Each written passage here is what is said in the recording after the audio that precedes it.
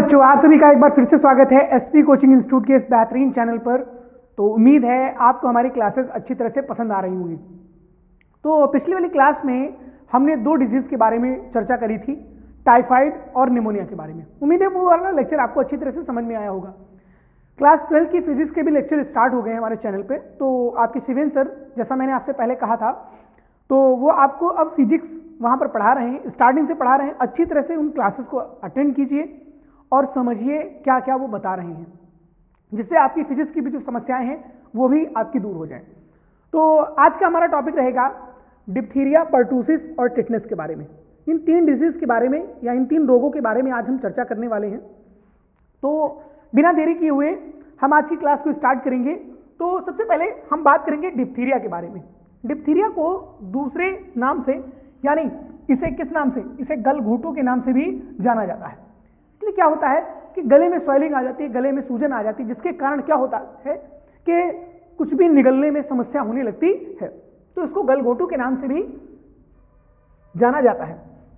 फिर इसके बाद हम कहेंगे, अगर अन्य नाम में इसका लिया जाए तो कहेंगे कि यहां पर इसको एक और नाम से जानते हैं, याद रखिएगा, इसको रोहिणी के नाम से भी जाना जाता है। हिंदी में इसको रोहिणी के नाम से भी जाना जाता है। कई बार ऐसा होता है ना कि जैसे हिंदी मीडियम वाले में पूछ लिया जाता है, तो उसमें आपको याद करने में या समझने में आपको समस्या आ जाती है कि ये कौन सा रोग होगा। तो मैंने इसको बताया, उसके लिए एक इंग्लिश वर्जन भी आता है, ईएम साइड भी आता है, यानी इंग्लिश मीडियम वाला भी जो वर्जन आता है उसमें देखेंगे तो आपको डिप्थीरिया मिल जाएगा, है ना।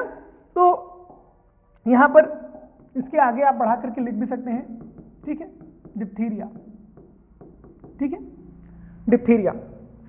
अब इसके बाद ये कौन से जीवाणु के कारण, मैंने कहा था कारक याद रखिएगा, ठीक है। जैसे हम कहते हैं ना, कहेंगे कारक का मतलब पैथोजन। क्या बोलेंगे बेटा?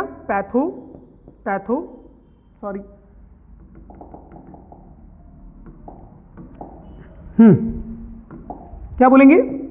पैथोजन, ठीक है। और एक और होता है वर्ड आएगा क्या? पैथोलॉजी, ठीक है। अब पैथोजन क्या होता है, पैथोलॉजी क्या होता है, उसको भी मैं बता देता हूं। यहां पर समझ लीजिए अच्छी तरह से। देखिए यहां पर पैथो वर्ड का मीन होता है रोग, या क्या कहेंगे, इसका मतलब क्या होगा? रोग। और यहां पर जेन का मतलब क्या है? यानी जनरेट, यानी उत्पन्न करने वाला, उत्पन्न करने वाला, ऐसे करके इसको समझेंगे। यानी रोग को उत्पन्न करने वाला, ऐसा कहेंगे, रोग को उत्पन्न करने वाला, वो क्या कहलाएगा? पैथोजन। तो इसका पैथोजन यानी कारक क्या है, इसको इंग्लिश में क्या बोलते हैं? पैथोजन, ठीक है, पैथोजन। कॉर्नी बैक्टीरियम डिप्थीरिये, ठीक है, कॉर्नी बैक्टीरियम डिप्थीरिये, इसका क्या है? कॉजेटिव एजेंट है। फिर हम कहेंगे दूसरे लाइन में, यहां पर पैथो का मीन पहले ही मैंने बता दिया, यहां पर पैथो का मीन यहां पर भी क्या होगा? रोग। लॉजी का मतलब अध्ययन होता है। क्या होगा? अध्ययन। यहां पर स्टडी कहें या अध्ययन कहें, ठीक है। तो यहां पर कहेंगे रोग को अध्ययन करना, रोग का अध्ययन। भाई क्या कहते हैं, हम पैथोलॉजी जा रहे हैं जांच कराने के लिए, टेस्ट कराने के लिए। तो पैथोजन यानी रोग को उत्पन्न करने वाला, और पैथोलॉजी का मतलब है रोग, जहां पर रोग का क्या किया जाएगा? अध्ययन किया जाएगा। यानी किस बैक्टीरिया के कारण वो हो रहा है, या कौन सा उसके ब्लड में बैक्टीरिया, या उस स्थान पर कौन सा बैक्टीरिया पाया जा रहा है, उसके कारण हम बता पाएंगे कि उसको कौन सा रोग है, उसको कौन सा रोग है। भाई एक होता है ना, वो गलसुआ भी हो जाता है, एक और कनपेड़े के नाम से भी आपने सुना होगा, ठीक है। तो मीजल, मम्स, रुबेला जब MMR आएगा तब उसके बारे में हम लोग पढ़ेंगे। चलते हैं अब अपनी अगली स्लाइड पर, ठीक है। स्लाइड मैंने बताया ना, स्लाइड कैसी लगती है आपको, तो जरूर बताया करें कि हाँ स्लाइड आपको पसंद आती है या फिर नहीं पसंद आती है। डिप्थीरिया के लक्षण क्या क्या होंगे? भाई अगर किसी को ये रोग है तो उसके अंदर क्या क्या लक्षण दिखाई देते? यही मैंने बताया था कि कारक के बाद उसके अंदर लक्षण क्या क्या होते हैं, भाई किसके कारण हो रहा है, और कारक के बाद लक्षण जानेंगे, लक्षण के बाद समझेंगे उससे बचाव क्या होगा, उपचार क्या होगा, बस, या फिर उपचार और उपचार के बाद हम क्या समझेंगे? बचाव समझेंगे। तो ये पॉइंट जो है, ये सारे डिसीज के ये पॉइंट आपको अच्छी तरह से आनी चाहिए। आई बात समझ में, ठीक है। तो देखिए यहां पर डिप्थीरिया के लिए लक्षण क्या क्या हो सकते हैं। यहां डिप्थीरिया के लक्षण क्या है? सबसे पहला, गले में क्या होगी? खराश और गले में दर्द होगी। यहां पर गले में खराश और क्या होगी? गले में दर्द होगी। फिर क्या होगी? नाक से पीला या हरा बलगम निकलना, नाक से पीला या हरे रंग का क्या होता है? बलगम निकलना प्रारंभ होता है। ये डिप्थीरिया के लक्षण है बेटा, ठीक है। फिर कहेंगे फेफड़ों में संक्रमण के कारण सांस लेने में क्या होती है? कठिनाई होती है, मतलब ब्रीदिंग में, सांस लेने में भी क्या होगी? प्रॉब्लम होगी। फिर इसके बाद कहेंगे फीवर आएगा, सिर दर्द आएगा, फिर क्या कहेंगे थकान होगी, भूख ना लगना या वजन कम होना। कई ऐसे लक्षण मैंने बताए थे, मैंने कहा था कुछ ऐसे होते हैं, अब याद होगा इनको मैंने कहा था कि ये कॉमन रहेंगे लगभग। जैसे एक और नीचे वाला भी आप ले लें तो ये भी क्या होंगे, ये कॉमन लगभग डिजीज में लगभग ये कॉमन सिम्टम्स होते हैं, ठीक है, जो आप लिख सकते हैं उनके अंदर। तो बाकी कॉमन के अलावा भी आपको मेन जो सिम्टम्स होते हैं वो आपको जरूर पता होने चाहिए, वो आपको बहुत अच्छी तरह से बेटा पता होना चाहिए। फिर इसके बाद हम चलते हैं अपनी अगली स्लाइड पर, कहेंगे डिप्थीरिया का फैलाव। आप इसके बैकग्राउंड में आप एक और देख रहे होंगे, ठीक है, कि इसमें पीछे बैक्टीरिया भी दिख रहा होगा, आपको दिख रहा हो तो जरूर बताना कि हाँ सर पीछे दिख रहा है या नहीं दिख रहा है। तो मैं भी देखूंगा कि हाँ आप लोगों को बैकग्राउंड वाला जो है वो क्लियर नजर आता है इसके अंदर या फिर नहीं नजर आता है। मैंने इस बार इसको बैकग्राउंड पे यूज किया है, ठीक है, हालांकि इधर भी मैंने यूज किया है इसको, लेकिन वो पीछे की तरफ नहीं है, ठीक है, ट्रांसपेरेंसी में इसको यूज किया है। तो बताइएगा कैसा आपको पीछे वो समझ में आ रहा है या नहीं समझ में आ रहा है। पीछे जो है ना वो बैक्टीरिया आपको, ये बैक्टीरिया आपको दिखाई दे रहे होंगे। तो इसका फैलाव कैसे होगा, कहते बैक्टीरिया, पहली बात तो बैक्टीरिया का क्या हो जाए, बैक्टीरिया के संक्रमण के कारण किसी को क्या हो जाएगा बेटा, डिप्थीरिया रोग हो जाएगा, ठीक है, या रोहिणी या जिसको बोलते हैं क्या, गलघोटू। फिर इसको संक्रमित व्यक्ति के संपर्क में आने से, अब मान लीजिए ये क्या है बेटा, ये क्या है, संक्रमित व्यक्ति है, ये क्या है, संक्रमित व्यक्ति है। अब इस व्यक्ति के संपर्क में आने पर किसी को क्या हो सकता है, अन्य लोगों को भी वो रोग हो सकता है, यानी अन्य लोगों को भी वो रोग क्या हो सकता है, इसमें तो पहले से ही था, ठीक है। और ये देखो बैक्टीरिया के क्या आ रहा है, ये बैक्टीरिया के कनेक्शन में या फिर उसके कांटेक्ट में आ रहा है, तो उसके कांटेक्ट में जब आता है तो इसको भी क्या हो जाएगा, इसको भी हो जाएगा डिप्थीरिया रोग, ठीक है, यानी गलघोटू रोग हो जाएगा। फिर कहेंगे अस्वच्छ परिस्थितियों में रहना, ऐसी स्थिति में, और खराब या स्वच्छता और सैनिटेशन का ध्यान ना देना, का ध्यान ना देना। मैंने कहा था कुछ ऐसे होते हैं जो फैलाव वाले ही पॉइंट आपके उसी के अपोजिट जो होते हैं ना वो बचाव में काम आ जाते हैं, वो बचाव में क्या आ जाते हैं, काम आ जाते हैं, ठीक है। अब देखिए यहां पर फिर इसके बाद हम बात करेंगे कि यहां पर डिप्थीरिया, ये वाला तो मैंने इसको छोटा कर दिया है इस बार, तो ये मुझे पहले से ही अच्छा लग रहा था इसलिए मैंने यहां पर इसको यूज किया है, ठीक है। तो यहां पर टेस्ट के लिए, ब्लड टेस्ट के लिए लगभग ये कॉमन में यूज ही करूंगा, ठीक है। तो डिप्थीरिया के लिए है ना, अगर अच्छा ना लगे तो बताइएगा कि फिर इसको मैं हटा दूंगा, ठीक है। चलिए डिप्थीरिया के लिए परीक्षण कौन कौन से होंगे, यहां पर कहेंगे शारीरिक परीक्षण, कौन सा होगा बेटा, शारीरिक परीक्षण, मतलब उसको देख करके उसके सिम्टम्स बाहर से, मैंने कहा था ना कुछ लोग ऐसे होते हैं कि जिनको बाहर से देख करके अंदाजा लगाया जा सकता है कि हाँ ये रोग उसे होगा।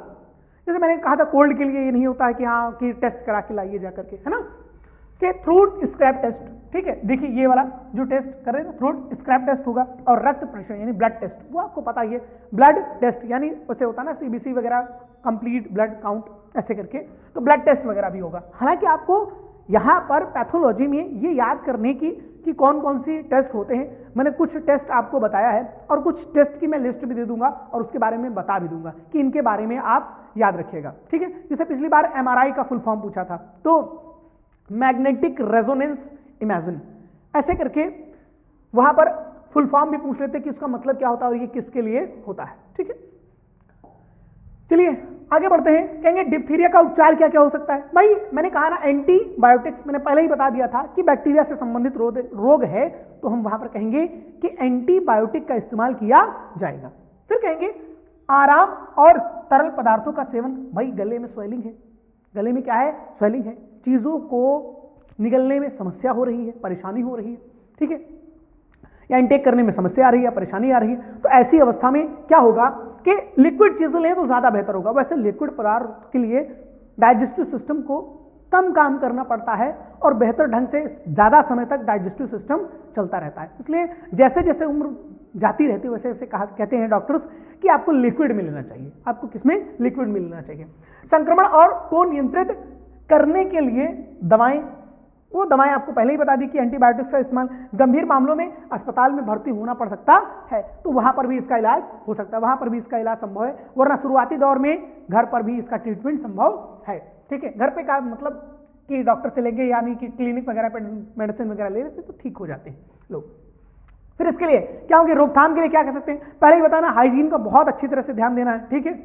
अब देखिए कहेंगे टीकाकरण, टीकाकरण करेंगे। अब भाई यहां पर हाइजीन वाला वर्ड पहले ही मैं बता चुका हूं, ठीक है, अब यहां पर स्वच्छता और सैनिटेशन का ध्यान रखना है और संक्रमित व्यक्तियों से क्या रहना है, दूर रहना है। यही पॉइंट वहां पर लिखा है, इसी को मैं अपोजिट बता रहा हूं अब। और स्वच्छता परिस्थितियों से क्या करना है, यहां पर बचना होगा, ठीक है। अस्वच्छ परिस्थितियों से क्या होगा, बचना होगा, ठीक है। अब देखिए फिर इसके बाद आगे वाले स्टेप में चलेंगे तो हम कहेंगे क्या होगा, कुकुर खांसी या फिर पर्टूसिस।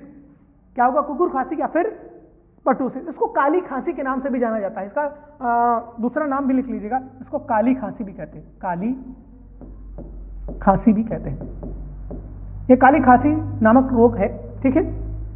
अब ये किसके कारण होगा, बॉर्डेटेला पर्टूसिस। बॉर्डेटेला पर्टूसिस नामक बैक्टीरिया के कारण ये रोग होता है। अब इसमें ऐसी खांसी आती है जिसमें जैसे कुत्ते की जैसे आवाज होती ना, वैसे खट खट करके आवाज आती है, जिसके कारण इसको कुकुर खांसी भी नाम दिया जाता है। इसको ब्लैक कफ भी कहते हैं। अब ये बैक्टीरिया के कारण, यानी कि बॉर्डेटेला पर्टूसिस बैक्टीरिया के कारण ऐसा होता है। फिर इसमें चलते हैं अपनी अगली स्लाइड पर कि कुकुर खांसी के लक्षण या काली खांसी के लक्षण क्या हो सकते हैं। यहां पर एक बार और ऊपर भी है ना, आप लोग अपनी कॉपी में भी काली खांसी ये वर्ड भी आप ऐड कर लीजिएगा, ठीक। कहेंगे खांसी के लिए जो हम कहेंगे, कुकुर खांसी का सबसे आम लक्षण क्या है बेटा, खांसी है। सबसे आम लक्षण क्या है, खांसी। अक्सर क्या होगी, रात में आएगी, अक्सर क्या होगी, रात में आएगी। अच्छा, खांसी पर किसी का नियंत्रण नहीं हो सकता, खांसी पर किसी का नियंत्रण नहीं हो सकता, तो उसके लिए तो मैं एक चीज कहता हूं कि जैसे एक मैंने पढ़ा था रहीम दास जी का कि खैर खून खांसी खुशी और बैर प्रीति मदपान और रहीमन दाबे ना दबे जाने सकल जहान। खैर का मतलब होता है कत्थे का जो दाग होता है ना वो, खैर खून, खून का मतलब ब्लड, ब्लड का भी जो स्पॉट होता है वो कपड़ों पे अगर एक बार पड़ जाए तो छूटता नहीं है।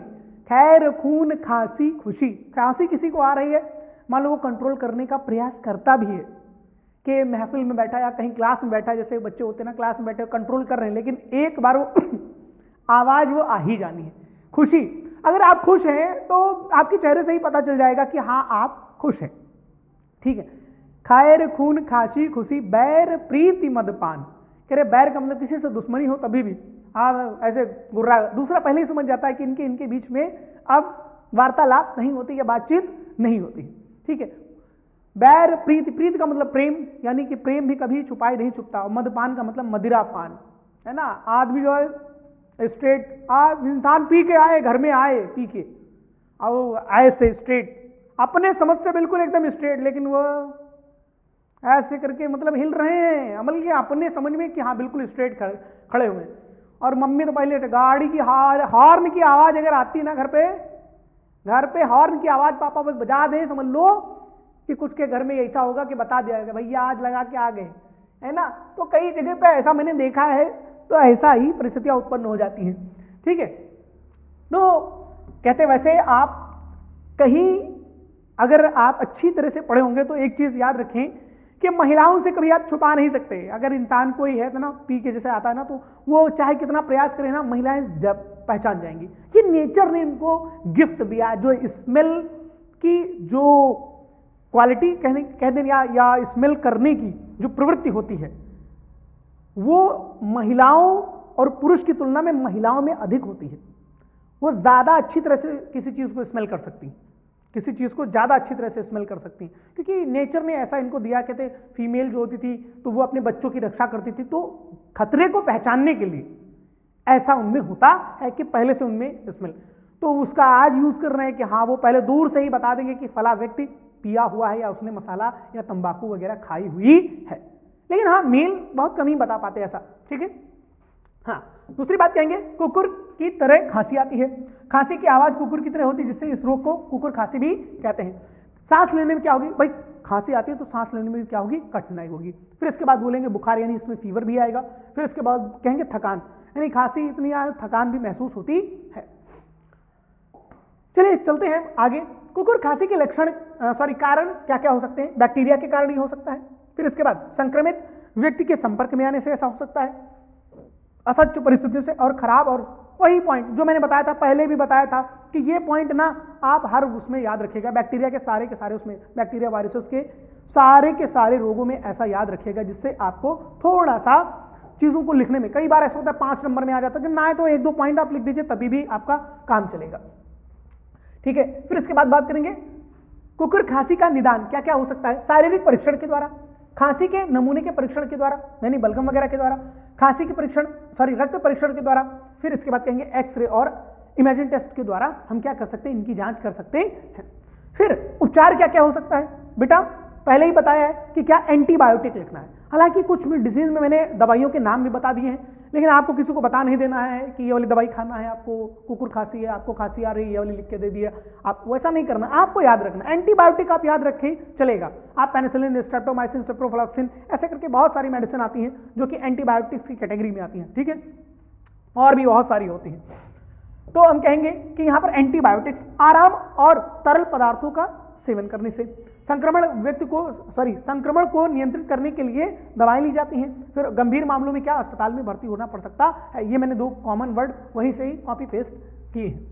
अब देखिए कुकुर खांसी का रोकथाम कैसे, टीकाकरण से, वैक्सीनेशन करा सकते हैं, अभी बताऊंगा वो भी। डीपीटी का इसका टीका आता है, जो नाम से ही इसके आता है, DPT, diphtheria, pertussis and tetanus, ठीक है। स्वच्छता और सैनिटेशन का ध्यान रखना होता है और इससे संक्रमित व्यक्ति से दूर रहें, अस्वच्छ परिस्थितियों से बचना चाहिए, जो मैं आपको पहले भी अच्छी तरह से समझा चुका हूं। फिर इसके बाद आज का लास्ट डिजीज होगा क्लॉस्ट्रीडियम टिटानी। क्लॉस्ट्रीडियम टिटानी यानी कि यहां पर टिटेनस, ये कौन सा रोग है, टिटेनस। ये शायद मुझे लग रहा है इसमें स्लाइड में लगाया नहीं, ठीक है। अच्छा यहां पर लिखते, सबसे ऊपर ही लिख लीजिएगा रोग का नाम, रोग का नाम, रोग का नाम क्या होगा बेटा यहाँ पर, टिटेनस, ठीक है, ठीक है। और ये किसके कारण होता है, पहले नंबर पर इसको लिखना है बेटा और दूसरे नंबर पर इसको लिखना है। ध्यान दीजिएगा यहाँ पर, तो पहले नंबर पर नीचे वाली लिख लेना, फिर उसके बाद ऊपर वाले को लिख लेना, टिटेनस, ठीक है, टिटेनस, ठीक है। फिर इसके बाद हम कहेंगे टिटेनस होता है, कई बार ऐसा होता है भाई जैसे कि लोहे की कील वगैरह लग जाने से ऐसा होता है, लेकिन मैं आपको बताऊं कि वैसे मिट्टी में जैसे लोहे की कोई जरूरी नहीं है कि लोहे की कील ही लगे। मान लीजिए आपको कोई बांस की चीज या ब्लेड वगैरह या कोई भी ऐसी चीज लगे जो कि मान लीजिए वो लोहे की ना हो, कि कोई अन्य चीज हो, ऐसे ही चोट लगे, दीवार में लड़ गए, तो ऐसी परिस्थिति में ये आपके साथ हो सकता है कि ये टिटेनस नामक रोग हो जाए। अच्छा उसका कारण क्या होता है, ये घोड़े के एक्सक्रीटा में इसका बैक्टीरिया पाया जाता है, जिसको क्लॉस्ट्रीडियम टिटानी के नाम से जानते हैं हम लोग। घोड़े के एक्सक्रीटा में पाया जाता है। ज्यादातर आसपास उनके क्षेत्र में रहने वाले लोग जो होते हैं ना, तो उनको ये ज्यादा खतरा होता है होने का।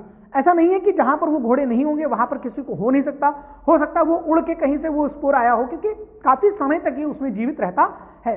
जैसे कई बार ऐसा होता है कि मान लीजिए आप अनहाइजीनिक जगह से क्या कर रहे हैं, खा रहे हैं चीज़ों को, बतासे, टिक्की, मोमोज, ऐसे करके बहुत सारी चीज़ें खाते, पता लगा घोड़े वहाँ से निकल के, अब वो इन्फेक्टेड था, उसका एक्सीडेंट उसने रोड पे ही कर दिया, 4 गाड़ियाँ गुजर गई, फिर हवा आया, हवा का वो झोंका वो धनिया के रूप में पता लगा सीधे बतासे के पानी के अंदर।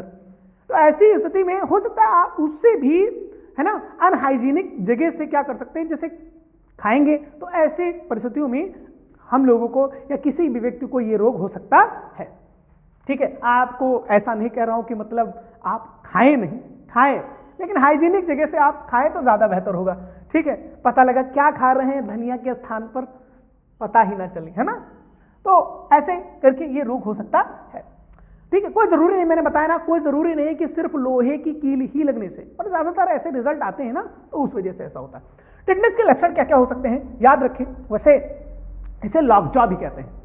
याद रखिएगा, आपने एक मूवी देखोगी 90-20, तो उसमें अपने पूरे के पूरे कहते हैं ना भूत का इफेक्ट है, ऐसे करके पूरे हाथ पैर एकदम टेढ़े हो जाते हैं, तो वैसे ही आपको लगेगा, एकदम वैसे ही, क्योंकि इसमें इसका जो होता है ना, ये बैकबोन पर, पृष्ठमेरुरज्जु पर, ठीक है, और न्यूरॉन्स पर अपना जमा लेता है, जिसके कारण न्यूरोट्रांसमीटर्स जो होते हैं ना, उनके उत्पन्न होने में बाधा उत्पन्न होती है, उनके उत्पन्न होने में या उनके उत्पादित होने में बाधा उत्पन्न होती है, उनके प्रोडक्शन में ये बाधा उत्पन्न करता है, जिसके कारण क्या होता है कि मसल से स्पैज्म हो जाता है, अकड़ने लगती है, मांसपेशियां क्या होने लगती है, अकड़ने लगती हैं, जिसके कारण इंसान कभी कभी इतना ज्यादा यह प्रभावी हो जाता है कि पेशेंट या रोगी खुद अपनी हड्डियां तोड़ लेता है, खुद अपनी हड्डियां तोड़ लेता है। यू कांट बिलीव, बट आपको करना पड़ेगा, क्योंकि मैं बता रहा हूं, आपको करना पड़ेगा।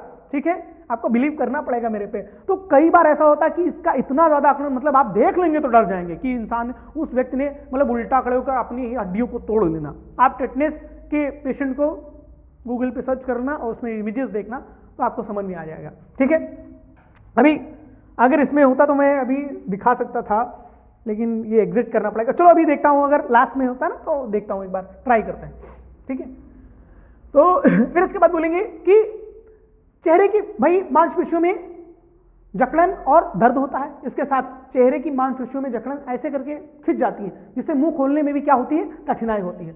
गर्दन और पीठ और मांसपेशियों की जकड़न होती है, सांस लेने में कठिनाई होती है, बुखार हो जाएगा, पसीना और ठंड लगने लगेगी, और इसके साथ दिल की धड़कनें क्या हो जाती है, तेज हो जाती है।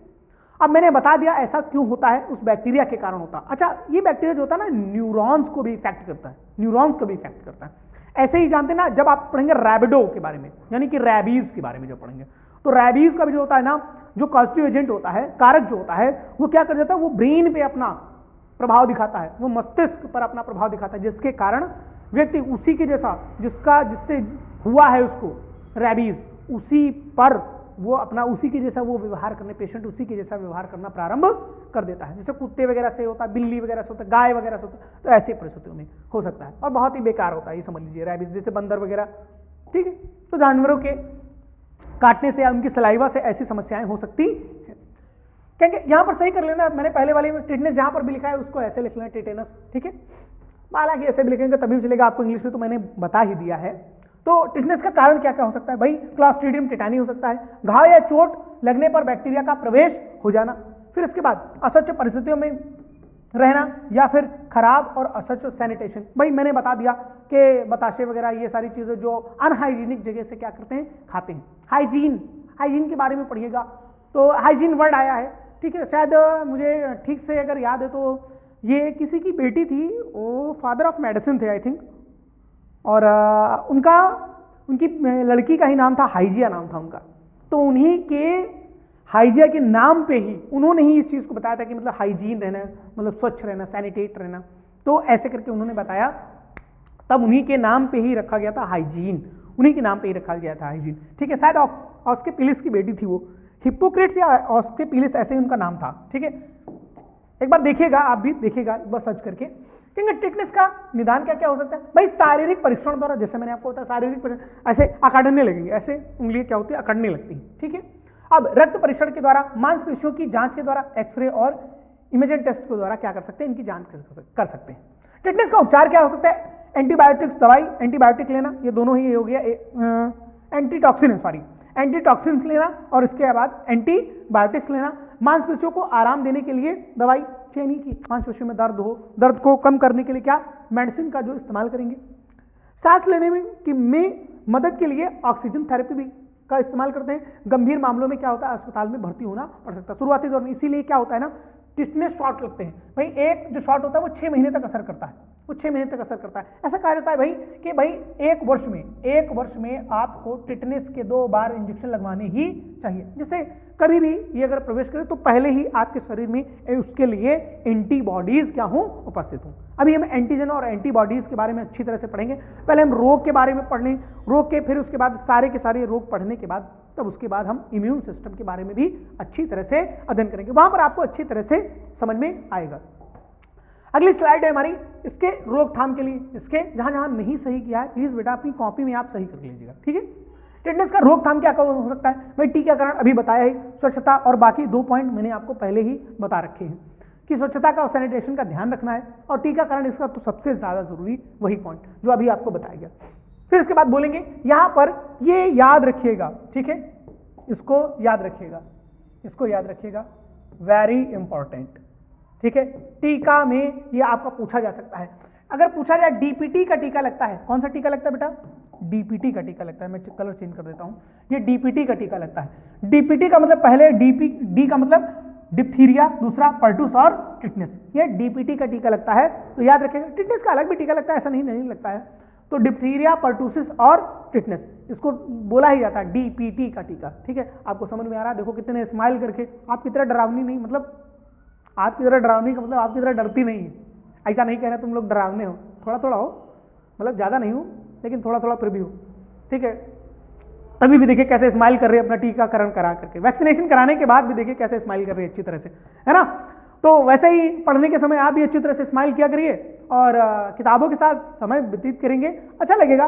जब धीरे धीरे आपको चीज़ें समझ में आएंगी, जो प्रॉब्लम है वो सॉल्व हो रही होंगी, तो आपको अच्छा रहेगा। ठीक है, कहते ना करत करत अभ्यास तो जड़मत हो तो सुजान, और रसरी आवत जात है सिल पर पड़त निशान।